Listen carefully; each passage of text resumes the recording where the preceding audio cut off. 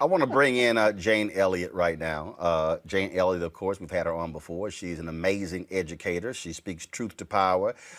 She does not hold back. I think she's probably more unfiltered than I am. Jane, when you look at what Jane, I fundamentally believe what's driving all of this is white fear. Republicans are scared to death of black people. They're scared to death of Latinos. Hell, they scared of conscious white folks. And what they're Wait, trying to go wait ahead. a minute. Wait a minute. You're using all the wrong terms in the first place. See, I was waiting on you to go there. Go ahead. There is no such thing as white people and black people. There are only people who are different shades of brown. But as long as you use the words white and black, white, the definition of white is pure and unvarnished. Black is the color of savagery and ignorance. Now, as long as you use those two terms, we're going to be at one another's throats. If you'd ever get around to the point that you could look at me and see that I'm not white, my shirt's white, my hair is white, my skin is not. And I can look at CJ there and I can see that his hair is black and his skin is not. If we could get over the idea of several different races, maybe melanemic people, which is what we white folks ought to be called, could get used to realizing that we're all, the whole thing is so ridiculous. Words are the most powerful weapon devised by humankind. I'm sitting here listening to words being used in ways that will separate us indefinitely. As long as you call yourselves white and black, and as long as you call yourselves members of different races, that, by God, is how long this problem is going to last. So you call yourself, you said melanemic? What did you say? Melanemic. Melanemic. Okay. So if you're anemic, you don't have enough blood iron in your blood to keep you healthy. So you're called anemic. So Jane, in our public policy, how do we confront the melanemic Republicans who want to prevent the melanated other folk from being able to cast votes, who are able to put in all of these ridiculous measures that they claim is voter integrity, when in fact it is all designed to keep power in their melanemic hands? Shalom, shalom, shalom, shalom. As always, first I want to give all the praises and the glory to Yahweh, Bahasham, Yahushai, Bahasham, Rakak, Dash, double honors to the apostles and to the elders of Great Millstone. Shalom to the 144,000 and the hopeful elect brothers and sisters of the house of Israel, the true children of Israel, the Hebrew Israelites. Shalom to the remnant, to the hopeful elect. So, as you can see, as we've always told you, there's no such thing as black or white. You've either got melanin or you ain't got melanin. You're either considered melanin or melanemic. Melanemic would be the sons of Esau. Melanin would be the sons of Jacob. People of color, a nation of people of color, because that's what we are. There's no such thing as black people, and there's no such thing as white people. Black and white are colors. They are not nationalities. They do not represent who your true nationality, race, seed goes back to. These are just colors. These are just what they refer to as trying to find the right word that they use when we talk about these two colors that they created. These were created by Esau to make you seem as a lesser person, you children of Israel, you Israelites, you Hebrew Israelites, and to make the sons of Esau seem like as if they were the sons of God, when they are not. They are the sons of the wicked. So these melanemic people in a whole are the sons of the wicked, right? While the sons of Jacob are a nation of melanated people. But there will be Israelites mixed amongst these melanemic people that will look like these melanemic people. Just so you understand, there will be Israelites mixed amongst these melanemic people, these so-called white people that will look like them. Just like there will be Edomites mixed amongst the melanated people, so-called sons of Jacob, would be mixed amongst people of color, but they don't actually go back to them.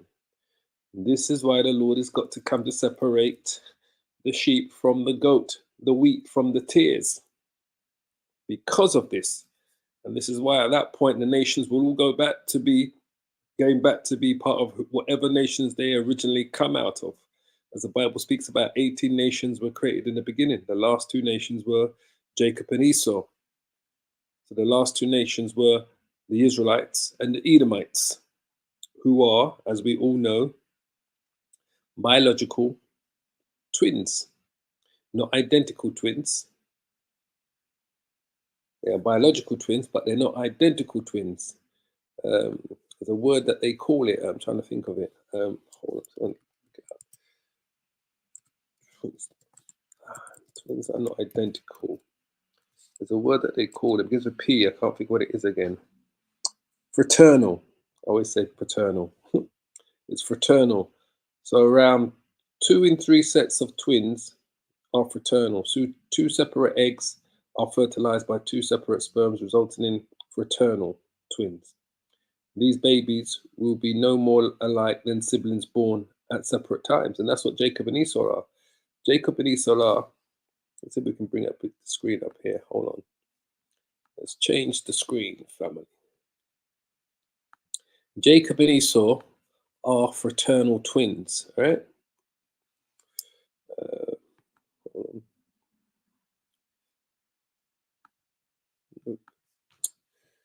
One second. I mentioned this video earlier. Fraternal, oops.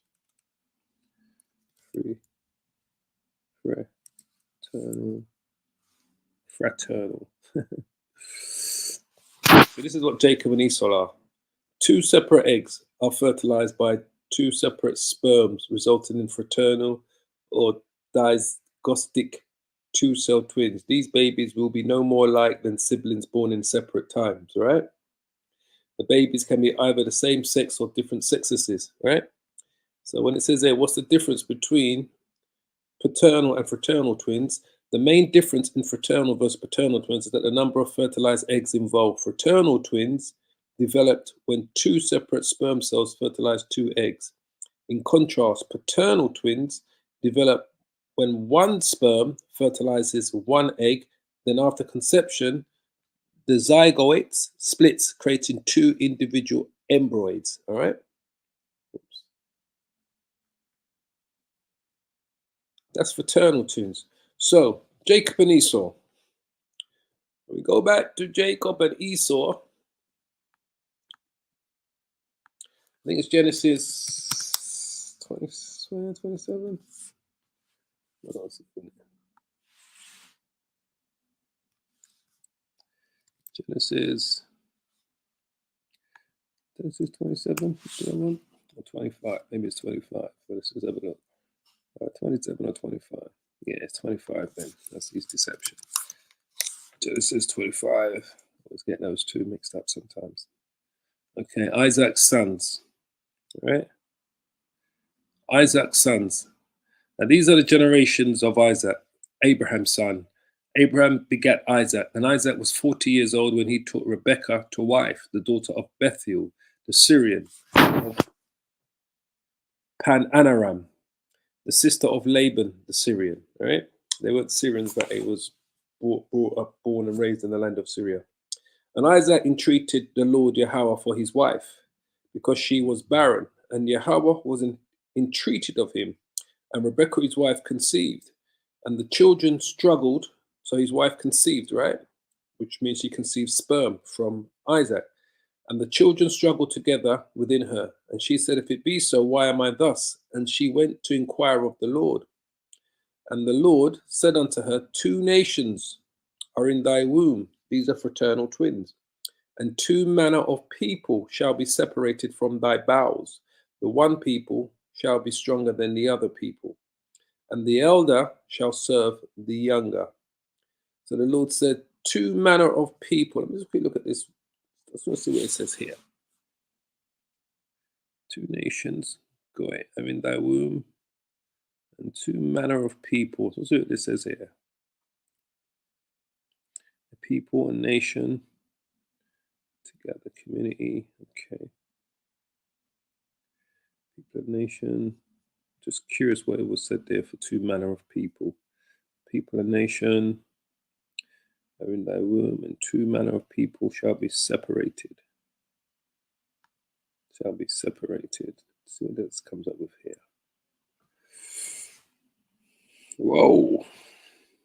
Hard to separate, to divide, separate, to divide, to make a division, to make a separation. Okay, which is what we know, we understand that.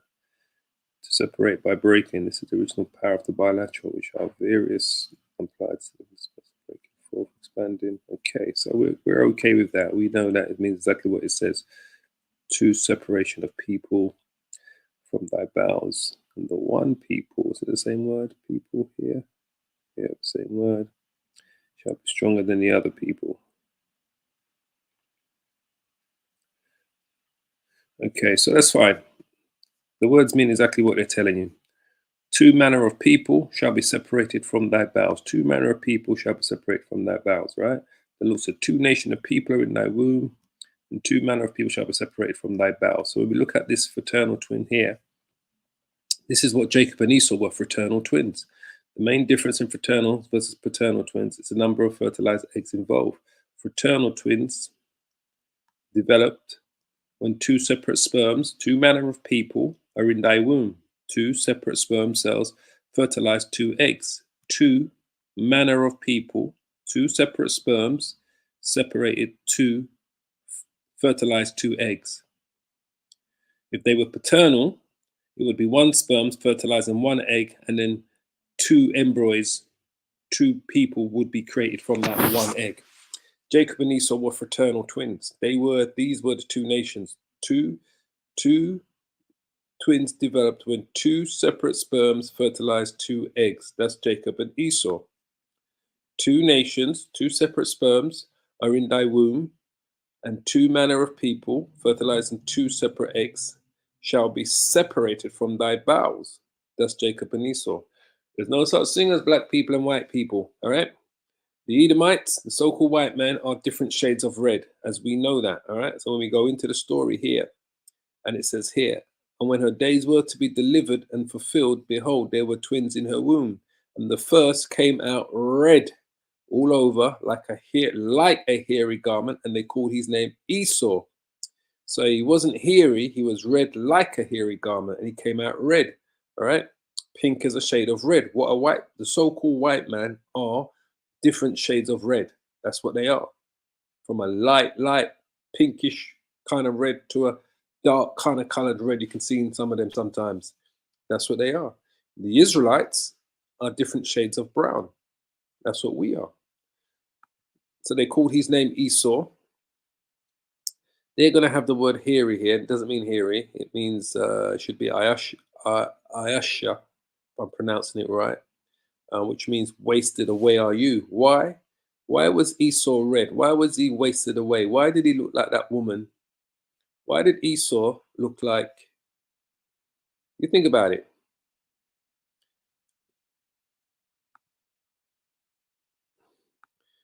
Definition of white is pure and unvarnished. Black is the color of savagery and ignorance. Now, as long as you use those two terms, we're going to be at one another's throats. If you'd ever get around to the point that you could look at me and see that I'm not white, my shirt's white, my hair is white, my skin is not. And I can look at CJ there and I can see that his hair is black and his skin is not. If we could get over the idea of several different races, maybe. Right. So she said her hair is white, her shirt is white, but her skin is not. It's telling you straight up there. Esau's telling you she is what? She is a shade of pink. She is a shade of red. That's what she is. She is a shade of red. She's literally a shade of red, pink, as you can see here. All right. That's what she is. See? Pink is a shade of red. These are the Edomites. And the Edomite is telling you this. All right? So Esau, this is why his name doesn't mean hairy. The word seir means hairy. Esau means, which is Ayasha, if I'm pronouncing it right, means wasted away. Why? Because he is melanemic. Esau is melanemic. He is wasted away. He has no melanin in his skin. No melanin in his skin. He is melanemic, just like what she said. All right. The Edomites are a melaninic race of people. All right. So when it says here, and the first came out red all over, that's what Esau is, red. Let's look at this word. I don't mean I've got here. Strong's H132. Admoni. Admoni. Esau's not ruddy. Ruddy is a shade of brown. All right. If I was to type in, search Google for ruddy, ruddy is a shape, is a, let's see if it's got it up here. Let's see if they show you any ruddy images here. This is ruddy. All right. Was King David a light-skinned black man? The Bible does describe him as ruddy. This is ruddy. All right. These are ruddy skin tones, what you're looking at here. This is a ruddy skin tone. If I was to, right, Esau wasn't ruddy. Esau was red, a shade of red. This is what Esau was. He was a shade of red. This was Esau when he was born.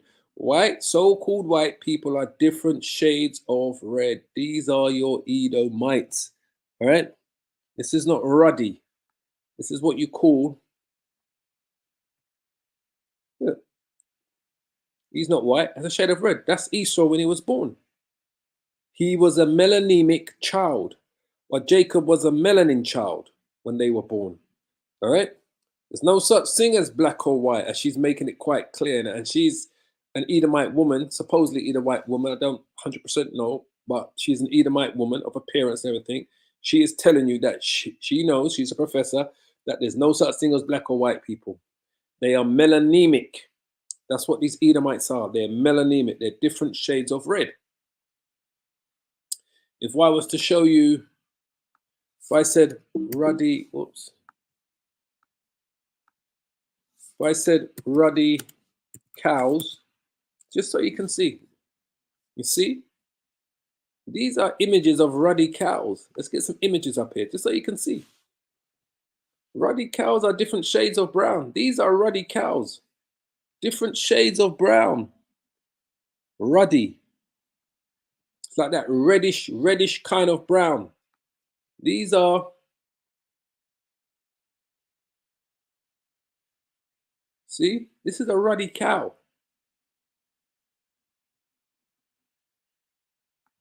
Esau is not ruddy. Esau is a shade of pink when he was born, red, all over like a hairy, is that like a hairy blanket? So he's not ruddy, he's red. That's what Esau is. Red all over like a hairy garment. He's red, not ruddy all over. He's red all over like a hairy garment. All right, he wasn't hairy, like a hairy garment. All right, if we look up the word Seir, just to show you Mount Seir, he lived in a place called Mount Seir, and the Horites were in Mount Seir unto Alparan, which is in the wilderness. It's Genesis 32:3. And Jacob sent messages before him to Esau, his brother, unto the land of Seir, the country of Edom. Unto the land of Seir, the country of Edom. And Edom means red. So we're going to show you two words here in the Hebrew to show you. Esau does not mean hairy. Esau means wasted away. Literally means melanemic. That's what Esau was. Seir means hairy because it had that look. The mountain looked like it was hairy. Seir, hair, shaggy. Right? The patriarchs, the inhabitants of Edom before the descendants of Esau, the Edomites, the so-called white man. A mountain range in Edom extending from the Dead Sea to the Atlantic Gulf, apparently also called Mount Seir, and extending most distance of the mountain range itself. See if it tells you here. Hairy, rough, because that's what it looks like. Mount Seir has that name, Mount Seir, because it was hairy, rough. It had that appearance of the leader of the Horites, of a mountainous region of the Edomites, extending from the Dead Sea to the Atlantic Gulf, the northern part of which is now called Jabal, southern of El Shira. Originally, the Horites lived there, dwelt in the region. Afterwards, Esau and his descendants, because it was given to Esau by the Most High. This mountain may have taken its name from the Horites, but I would prefer rendering as an appellative the rough mountain, i.e., clothed and as it were bristled with trees and thick woods, compared to a mountain in the tribe of Judah. So that's why it was referred to as seir. Seir means rough, hairy.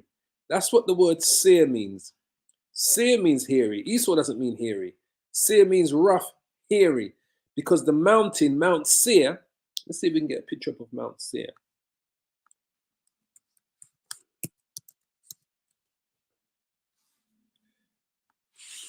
It had that appearance.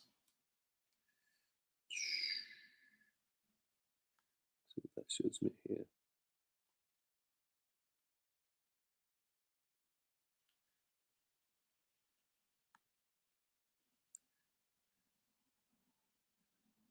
So again, so the best picture we can get of it, Mount Seir, Petra, which is Mount. Let's see what we got here first. Because it had that rough appearance. It looked hairy. There you go. This looks like a good one.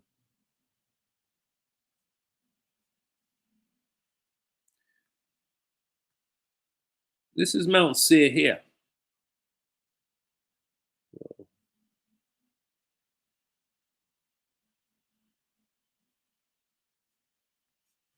It had that rough appearance.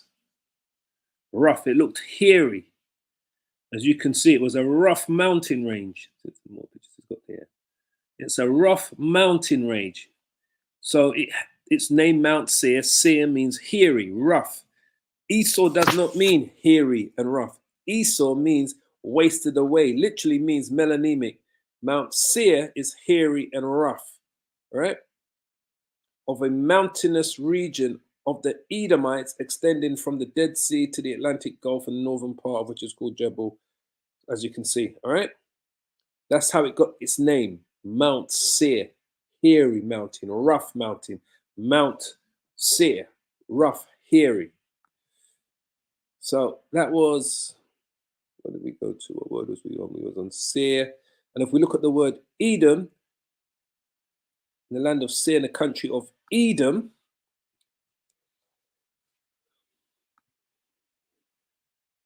Strong's H123. Edom. Edom. which means red. Edomite. The Greek word is Idumean, descendants of Esau. Edom. How did he get that name Edom? From his brother Jacob.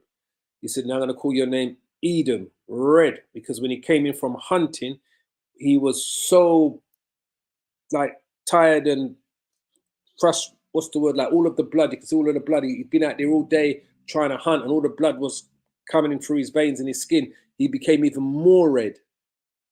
So his brother gave him that name. Let's see, hold on. Should be here. Here it is. And Jacob sod pottage, and Esau came from the field, and he was faint. And Esau said to Jacob, feed me, I pray thee, because he didn't catch anything when he was out hunting, with that same red pottage, right? For I am faint, therefore was his name called Edom. He was faint, tired. You can see all the blood, he's tired, he's been out there all day trying to hunt, and all of the red is coming out, he was getting even darker. So we go back here again. This is why he was called Edom, initially Esau, because he had no melanin in his skin. He was a melanemic baby. As he grew older, he looked the same. It was a shade of red, a shade of pink, pink is a shade of red. So we had gone out hunting that day, and the boys grew, and Esau was a cunning hunter, a man of the field, and Jacob was a plain man dwelling in a tent. And Isaac loved Esau because he did eat of his venison, but Rebekah loved Jacob. And Jacob sowed pottage, and Esau came from the field hunting, and he was faint, tired. He's been out there all day running up and down through the forest, the fields, looking for goats, whatever he was hunting, and that couldn't catch anything. So he said to Jacob, feed me, I'm knackered, tired. Can't you look at me? Can't you see, Jacob? Look at me. I pray thee with that red pottage, for I am faint. Therefore was his name called Edom. Red. Jacob said, man, I'm going to call you red, pink, man. Look how red you are, boy. You've been out there all day. That's Esau. There's no such thing as black and white. These are a melanemic nation of people who are going to go into captivity, into slavery in the kingdom of heaven that's coming to earth, whose kingdom is coming to an end, whose rulership is coming to an end. Remember, the scripture says, right? The Esau's shit is coming to an end. These Edomites' rulership is coming to an end. All right? 2 Ezra 6 and 8. And he says unto me, from Abraham unto Isaac, when Jacob and Esau were born of him, Jacob's hand held first the heel of Esau. As we know, Jacob held Esau's heel when they were born, right? For Esau is the end of the world, and Jacob is the beginning of it that followeth. So Jacob's rulership is going to come about when the Lord, Yahweh, comes to subjugate the Edomites, the so-called white man, and all the other nations in the midst of World War III. So when the nations, the main nations, Russia and America, go head to head, when the nuclear missiles are being fired, the Lord himself, Yahweh, who the world ignorantly calls Jesus Christ, is going to appear in his chariots, not on horses, in his chariots with the angels, Michael, the chief archangel, to deliver the remnant of Jacob, which are the children of Israel, but only the remnant. Not all of them are going to be saved. To deliver them from the destruction of Babylon the Great and anywhere else where a missile might be fired upon, up into the chariots to receive these new bodies and immortality and spiritual powers, to gather the 144,000, and then the Lord and the angels are going to go to war against Esau, the Edomites, and the other nations, but Esau is going to be the main nation leading them, to subjugate them, to destroy them, and the Lord and the angels, beginning with the missiles, the nuclear missiles, are going to be the first things to hit America. The Lord and the angels are going to complete the destruction of America, Babylon the Great. Israel will also be destroyed and purified by fire. The Lord and the angels and the Lord are going to purify Israel by fire, because it's an abomination to the Most High and to Yahushua. The difference between Israel and America's destruction is that America shall never be inhabited again, whereas Israel will be rebuilt up again, because that's going to be the kingdom of heaven. That's going to be the HQ. The kingdom of heaven is coming to earth. The kingdom is going to reside literally in the promised land with the elect, the remnant of Israel. And then we're going to subjugate the nations, and then we're going to teach them the laws, commandments, and statutes. They're all going to have to live by the laws, commandments, and statutes of the scriptures. It's as simple as that. Of the Most High, should I say. I shouldn't say that. It's the Most High's laws, commandments, and statutes. That's what's going to happen. That's what's getting ready to happen. So everything's been coming out about who these so-called white people are. They are the melanemic race of Edomites. The melanemic nation of the Edomites are going to go into captivity. I might call this that. I'm not sure. The melanemic nation of the Edomites are going to go into captivity. No such thing as black and white. No such thing. Can't say this enough. So, on that note, I'm going to leave it there. I pray you're edified. I'll give you the praise and the glory to Yahweh Hashem, Yahweh Shai Bashem Rakakwadash, double honors to the apostles and to the elders of Great Millstone. As I say, leave your comments in the comment board. If you've got any questions, leave them in the comment board, basically as such. But this is how it's going to go down, family. These melanemic people, the Edomites, the melanemic nation of Edomites, are going to go into captivity. No such thing as black and white. It's as simple as that. The Lord is prepping the nations in preparation for the last great showdown. And remember, before all this takes place, the microchip, mark of the beast, must be in play. So I pray you edified. All praises to Yahweh Bashim Yahushai, Basham Rakak Dash. Keep praying, keep safe, repent, and hold on to this truth. I can't say this enough, family. Hold on. The last rates.